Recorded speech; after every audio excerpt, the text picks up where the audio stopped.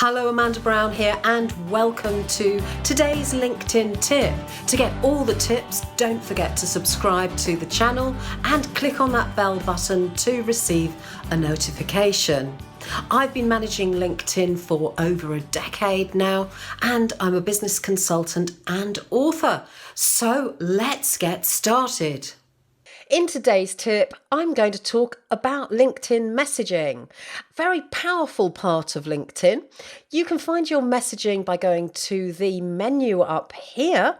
That's just 2 away from your little profile picture. Click on the messaging menu tab and up will come your messages on the left-hand side.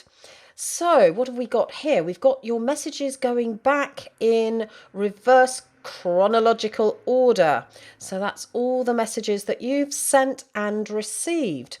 As you click on them, so the content comes up in the middle and you can reply to messages that people have sent you.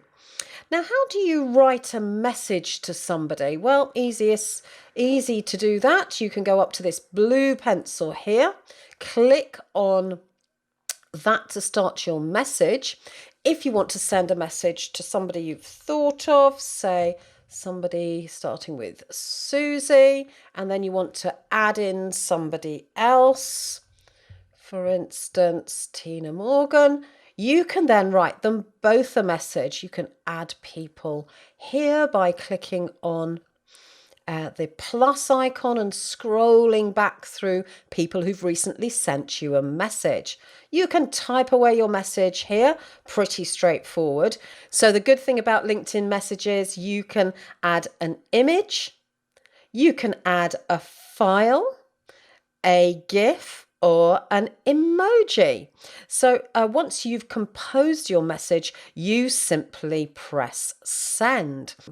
Now, the other thing about messages is that you can search your messages up here. You can use the search box for messages that have contained particular keywords or from particular people.